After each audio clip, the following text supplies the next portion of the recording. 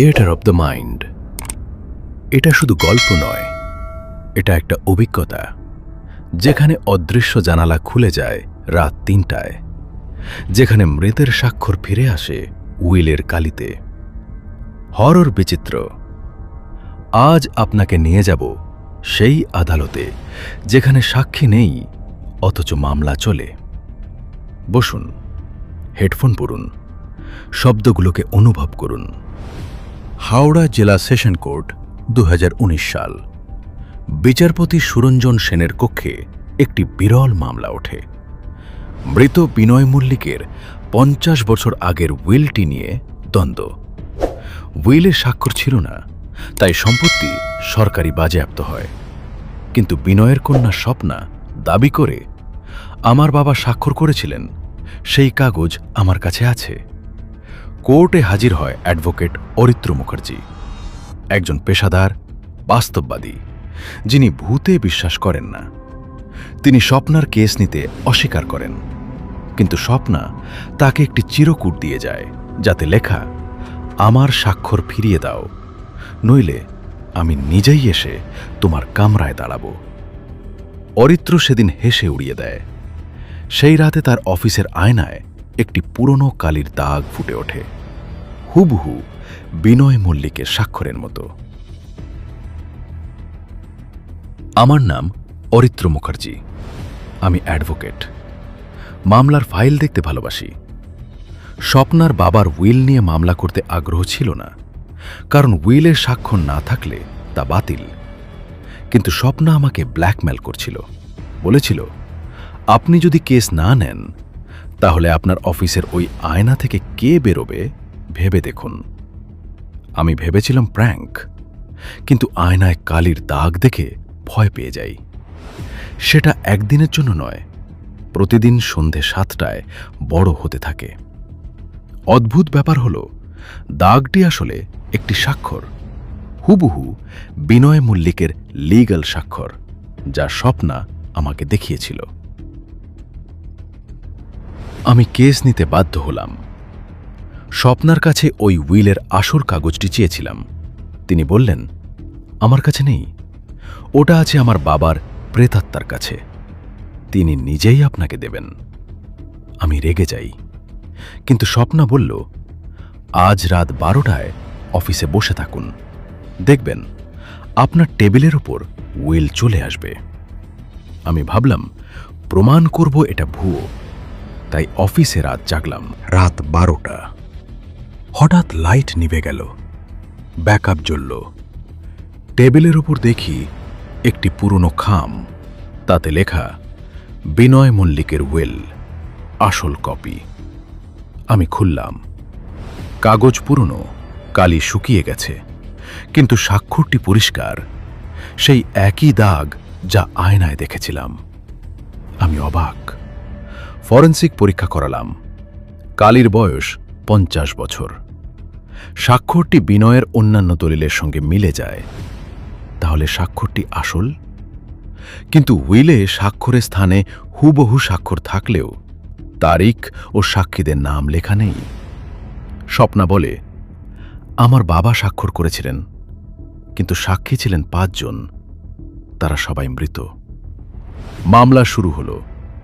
কোর্টে আমি স্বাক্ষরটি প্রমাণ করার চেষ্টা করলাম, কিন্তু বিপক্ষের উকিল তর্ক করলেন, স্বাক্ষরটি আসল হতে পারে, কিন্তু উইলটি কার্যকর হওয়ার জন্য সাক্ষী আবশ্যক।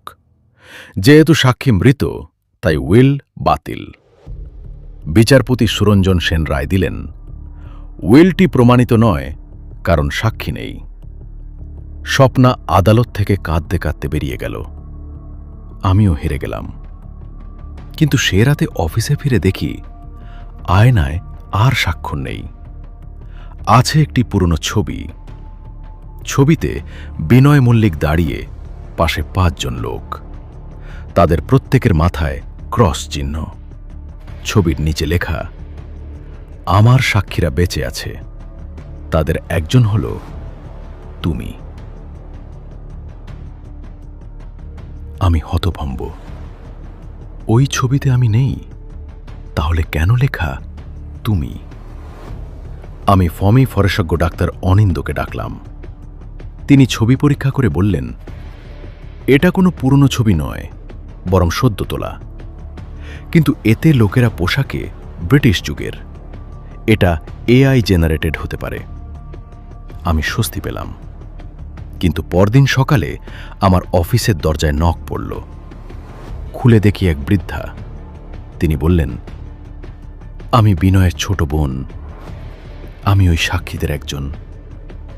তখন আমার বয়স 20, এখন 70। আমি ওই উইলে স্বাক্ষর করেছি। আমি অবাক। তাকে জিজ্ঞেস করলাম, আপনি কি করে বাঁচলেন? স্বপ্না বলেছিল সবাই মৃত। বৃদ্ধা বললেন, স্বপ্না জানে না, আমি স্বাক্ষর করে দেশ ছেড়েছিলাম। আমার ভাই আমায় নির্বাসিত করেছিল। আমি এখন ফিরেছি শুধু সত্যি বলতে, উইলটি আসল। স্বাক্ষরগুলো আমার, বাকি 4 জনেরও। তারা সবাই এখন জীবিত, কানাডায়, অস্ট্রেলিয়ায়। আমি তাদের ঠিকানা সংগ্রহ করলাম এবং হাইকোর্টে আপিল করলাম। আপিল চলাকালীন বিচারপতি অরুণিমা চট্টোপাধ্যায় মামলাটি পুনর্বিবেচনার নির্দেশ দিলেন। আমি সাক্ষীদের ভিডিও কনফারেন্সে হাজির করলাম। 5 জনই স্বাক্ষরের সত্যতা স্বীকার করলেন। কিন্তু তখনই ঘটল অঘটন। একজন সাক্ষী লাইভ সাক্ষ্য দেওয়ার সময় বলেন, আমি স্বাক্ষর করেছিলাম, কিন্তু বিনয় তখন মৃত ছিলেন না। তিনি জোর করে স্বাক্ষর করিয়েছিলেন। উইলটি জাল। আমি মাথায় হাত দিলাম। স্বপ্না চিৎকার করে কাঁদতে লাগল। আদালত মুলতবি করল। আমি সন্ধ্যায় অফিসে ফিরে আয়নায় তাকালাম। এবার লেখা, তুমি ভুল পথে চলেছ। আসল সাক্ষী ওই 5 জন নয়।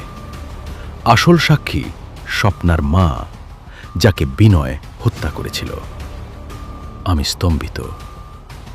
স্বপ্নার মা গায়ত্রী দেবী, যিনি 40 বছর আগে আত্মহত্যা করেছিলেন বলে রেকর্ডে আছে। আমি গায়ত্রীর ডায়েরি খুঁজতে লাগলাম। স্বপ্না জানালো, মায়ের কোনো ডায়েরি নেই, কিন্তু বাবার তালার ভেতর একটি চাবি আছে। আমি ওই চাবি দিয়ে বিনয়ের পুরনো ডেস্ক খুললাম। ভেতরে গায়ত্রীর হাতে লেখা একটি চিঠি।